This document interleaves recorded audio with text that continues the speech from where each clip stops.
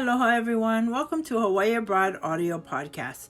This is a place where you can listen, learn, and understand Hawaii's people and its place. I'm your host, Auntie Max. And on this show, I release 2 episodes a week. Topics on Monday, which I call Mana'o Monday, shares Hawaiian culture lessons. And on Fridays, which I call Aloha Friday, I highlight former Hawaii residents by talking story with them about their relocation journey and experiences.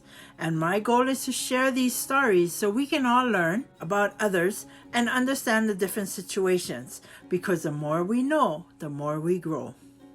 So this recording is being released on Friday, and yes, it's Aloha Friday. And today I decided to re-showcase my very first interview here on HAAP and share highlights from that recording. We're going to listen to sections of that recording, and if you want to hear that episode in its entirety, just visit episode 1, and the whole interview is there. Anyway, I thought it would be really interesting to listen to that first recording and compare it with the recent ones. And the reason why I chose Koko's interview is because I wanted to give an update on her journey, which I'll do at the end of the podcast. So make sure you hang in there till the end. Okay, gang, let's get started.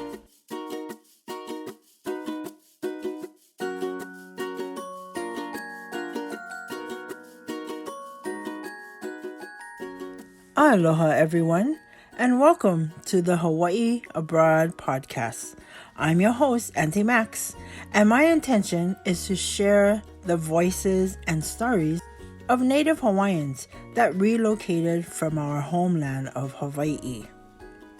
I'm here with Nicole Mendez, also known as Koko. She's a beautiful island girl in her early 30s, originally from Oahu. As a child, she was raised on the windward side of the island in Kaneohe. Then, during her years of her youth, her family moved to Honolulu. She's an alumnus of Kamehameha School, Kapalama campus, and she's very proud of her Hawaiian heritage. She's also doing very well as a creative and energetic entrepreneur in the digital marketing industry. I'm so excited to be sharing with everyone her journey of how she got to this point in her life as a Native Hawaiian living abroad. Hui, aloha mai, Koko, and thank you so much for joining me today. And she's actually my niece.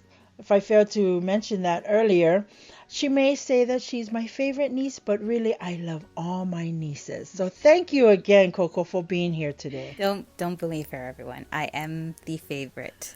I'm the first. I'm the favorite.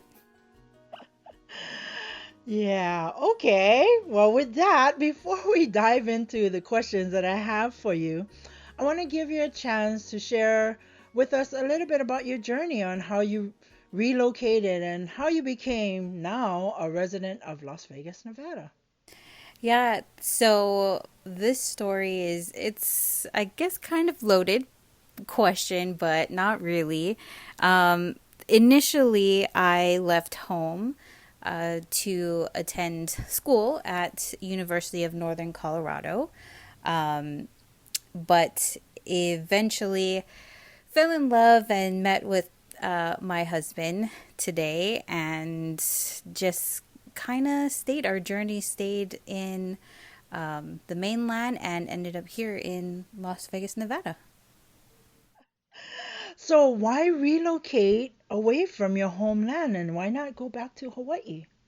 So this this is a good question, because the funny thing is, so my husband Leo, he is not Native Hawaiian. He actually is Mexican Guatemalan. He's been to Hawaii, and ever since we first got married, he would constantly nag me, oh, are we going to move back to your home? Because he knew that's the ultimate goal.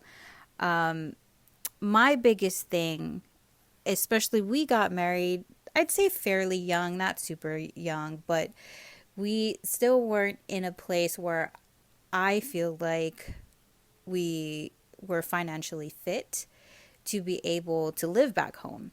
And from someone who was born and raised there, and even going into adulthood, I have to say, I did it. I lived there even on my own, taking care of my bills, having a car, of course, having two jobs, like the majority of us back home. But I couldn't fathom having to do that and be married to the love of my life as well and not get to see him on a day-to-day basis. Growing up, my mom, as you know, did have the privilege for a good amount of time to stay home with us, but that came with a cost. And financially, Dad did have a pretty good job, but I have to say they both weren't on the same page with finances. But that is ultimately, for me, it came down to being financially fit to be able not just to move back home, but I want to be able to enjoy my home, because I felt like growing up that was a lost opportunity. And being Native Hawaiian, there's so much ties to the island, to the ocean. And I just, for me, my childhood, I didn't feel like, or I also seen the adults in my life not embracing being able to live and thrive in our own home. Rather, they just work, go to the next job, work again, take care of us, do chores, and then just all over again, and just kind of went by super quickly. So yeah, that has to be my biggest reason why I have not been able to go back home yet. So it sounds to me like your heart is back home in Hawaii, and this move wasn't intended to be permanent. You was actually looking toward it being temporary and eventually going back home one day. Yeah, definitely not. Definitely my husband's fault, but it even making this decision to leave, what I battled with it, I have to say, for a good few months, but I had the, I guess, vision back then that this was my only opportunity. If I was to be able to help my community, my people, my family, I would have to make this sacrifice to leave.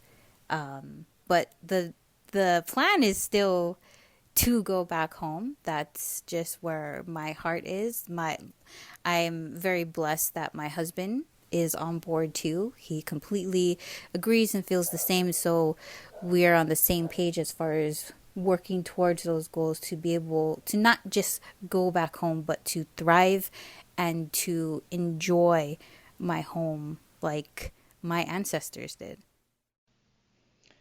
My goodness, like I said, this is my niche, and I'm learning things when I talk story with her. She's such a bright person. And yeah, it is hard to go back home at any given time. So it does take some time to plan, and it sounds to me like you're on the right track. Yeah, I feel it's been over a decade now since I moved from home. So, when you're young, like a decade seems like a very long time. But when you're going through it, it really just feels like I blinked my eye. So the fact that now I'm at a point where I do feel like I'm finally gaining traction and getting back, well, not back, like on the right track to be able to go back home. Nice, nice. And I'm excited to have you back home when you guys are ready to come home. So my next question is, I know, being a Kamehameha School grad and, the culture that you just love and harness, being away from Hawaii, I'm sure that it's probably a little bit more difficult to practice. So I was just wondering, do you practice any cultural traditions? Most definitely. I So my olelo, I would have to say has suffered the most, but I still have very good friends of mine that we do. I mean, with technology nowadays, text messaging, and being represented in even just text, having our okinas and Kokoʻs, and of course, phone calls, FaceTiming. Try for the most part, as far as Olelo goes, but other traditions, I do like to trickle them over into my business. For example, core values in my business is based behind our cultural values, and that's common to see back home when you're on the island. Like, there are a lot of businesses that have core values and share that. It's very different when you're on the mainland. It's a completely different world, and people, are not quite educated on those things. So I do incorporate that not only in my business, in my marriage, in my relationships, but even my husband, who's non-Hawaiian, also knows how to pray in Hawaiian. Like, just things like that I try to incorporate, but I have to say that's probably, to the extent, it's just hard, especially in Las Vegas. This is a desert, so I mean, planting when Papa was here, then I had access to dryland kalo and things like that, but he went back home, so don't really have access to those types of things anymore. But since you brought up that topic about your work and in digital marketing, is that what it's called? Yeah. Well, could you share with us a little bit about it? What is digital marketing? So essentially it's marketing. And I do touch base marketing and advertising, but with an emphasis on the digital world. So social media platforms, paid advertisement, paid social media advertisement, all of that in a nutshell. And the backstory of even getting into this type of industry is growing up in Hawaii.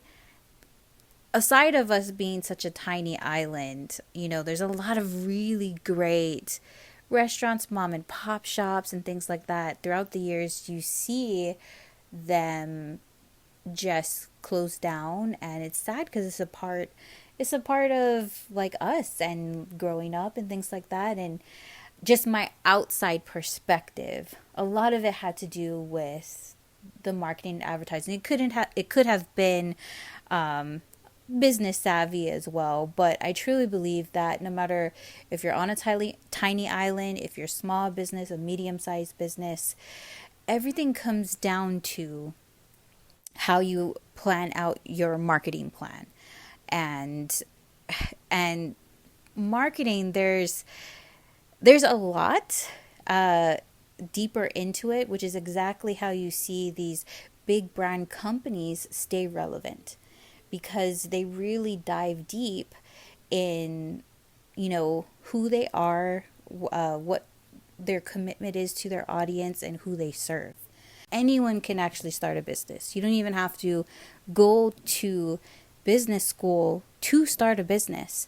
But if anything has proven, especially going through this pandemic, the ones that you've seen sustain or thrive or get through the pandemic are those who really took the initiative to focus on their digital presence, and that all goes back to marketing. Definitely. And I think one of the benefits to digital work is that you can do it from anywhere. I mean, you can be back home in Hawaii, or you can be here in Nevada, or anywhere in the world. Just being a beautiful young native Hawaiian girl like you can still work anywhere you want to. That was definitely part of the master plan. Especially my background is with ABA therapy and working with kids with autism. And, one thing I have to say, one huge lesson that I've learned being in the mainland and having to be away from home is it gave me the opportunity to open up my eyes and see how much opportunity there is out there compared to, I want to say, my parents who stayed home, and very grateful that they raised us at home. Like, I would never want to redo that, but I can see how my generation, there's so much more, like, there's so much more you can give to this world and just so much more opportunities to live a fulfilling life. It doesn't have to be working 3 jobs just to pay the rent or make decisions to keep the lights on or like, I don't know, pay for your kids' PAL league or something like that, you know? I think that's actually something that I hold on to because I get homesick a lot. I really get homesick a lot. So when those times I do get homesick, I remember that it could have been different. And there may be people out there listening to this right now that you feel that way. Like, there has to be so much more to life than having just to work for somebody else or feel like you're tied down because you're trying to take care of your family. You're trying to take care of your kids, kids, in some cases, your parents or grandparents, you know? So I'm grateful to be able to see that there's a world beyond that. And I'm hoping, especially in any business endeavors that I do, to either spark an interest or inspire Native Hawaiians, because I feel like as a people, we're so talented, and with all the things that our people have gone through, even going back to the overthrow and our own language being banned, and you know, there's such a disconnect, and it almost can feel like you're we know we're Native Hawaiians, but we still don't know how we're supposed to be because we're in such a different world, and compared to our ancestors. But I always believe nana ike kumu, right? And in the deeper English translation I like to use is success leaves clues. Mm-hmm. And if you look at our monarchy, obviously you guys know by now, I graduated from Kamehameha schools, so my heart really lies with Princess Pauahi and the savvy that she had. She didn't have her own kids, but I was one of those that reaped the benefits of how she set up, because she knew she wasn't going to be here forever. So just by her and her husband's love for her, being a non-Hawaiian and setting up her estate and a living trust, and to be able to give kids like myself an opportunity to do the things that I'm doing today, you know, nana ike kumu, success leaves clues.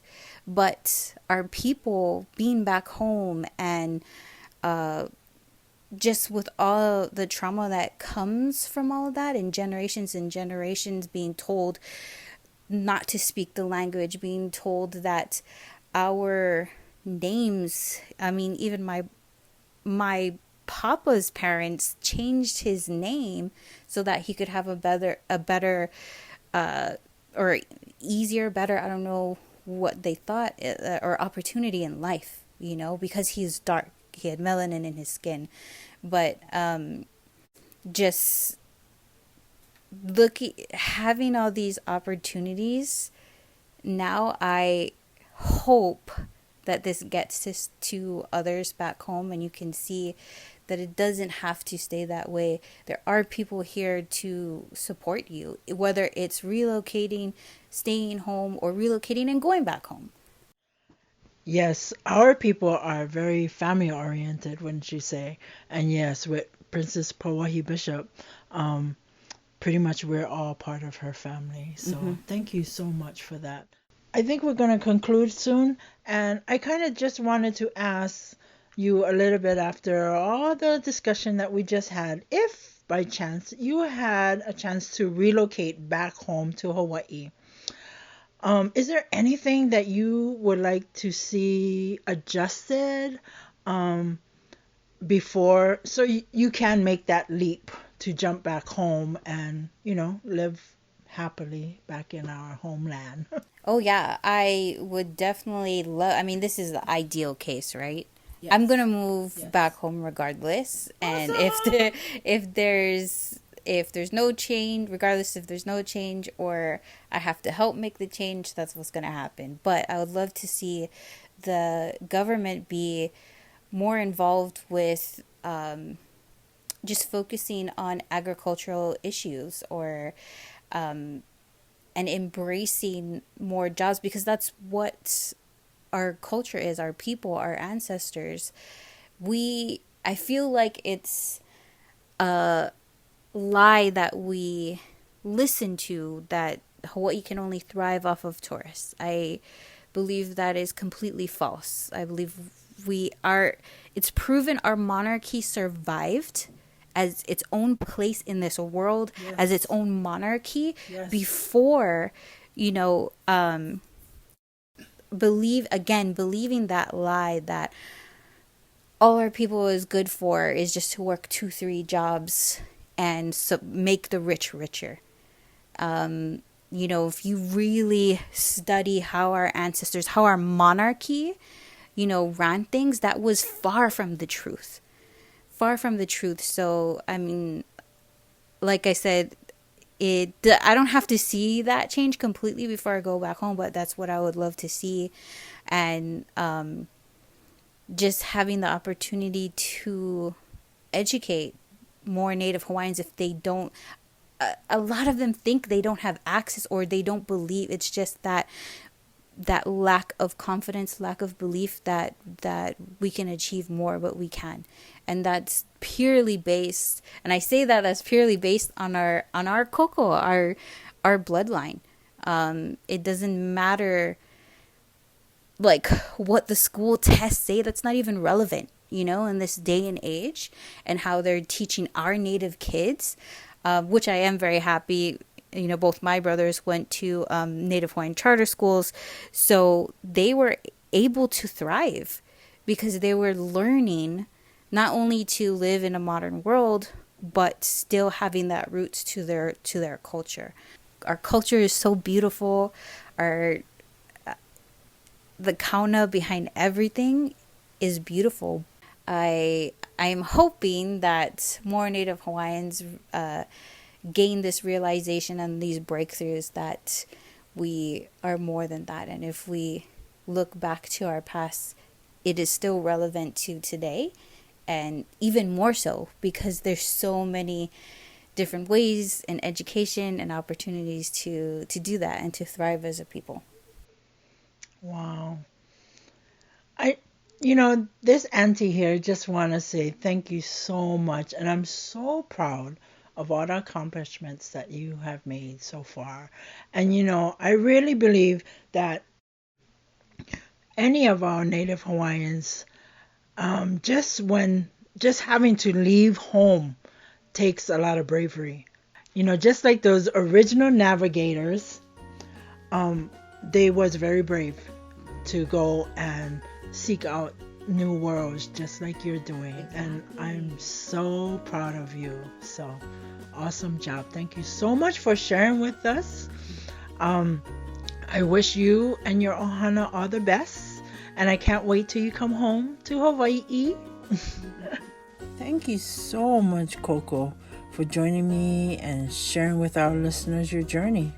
Yeah, mahalo nui for having me, Anake. Regardless where you reside, I'm convinced that the Aloha spirit that lives within you will continue to represent our homeland of Hawaii very well. Mahalo, mahalo, mahalo. Okay, we came to the end of the highlights of Koko's interview. And like I said earlier, if you want to listen to the interview in its entirety, just visit episode 1 and the whole interview is there. So to recap, Koko left Hawaii for school in Colorado, met her husband and moved to Texas where he was stationed, then relocate to Las Vegas, Nevada, next to several of her family members, all the while working her career and now succeeding online as a digital content marketer. Well, as an update on Koko, her husband, Leo, and their four-legged paw son, Tux, was recently able to achieve their goal to return home to Hawaii and reside back home in her homeland. Both Koko and Leo work fully online and love their remote careers, and they're doing great. And I hope to have her back on the show one day so she can share with us an update on her full journey. Well, I'm so happy for them and their whole family. Mai ka'i no, Koko. Now, lastly, I have a question for my audience out there. What are some comparisons that you noticed between my first interview that was with Koko and those that I've shared recently? Did you hear anything? Any differences? 'Cause I sure did. Well, if you did, please leave me a comment. Let's get some feedback going, gang. If you're on the podcast platform, you can leave a comment there. Or you can go to my social media accounts and leave it there. You can find me on Facebook, Instagram, TikTok, whichever one that you find, and it's all under Hawaii Abroad. Okay, gang, I think I kept you long enough. I hope you found value in this episode. Please share the show with your family and friends. And remember, you can find this show on any of your favorite podcast platforms or at hawaiiabroad.com. I hope you have a maikai day and hope to see you again. And join me here on Hawaii Abroad Audio Podcasts. I'm Auntie Max, signing off. Aloha!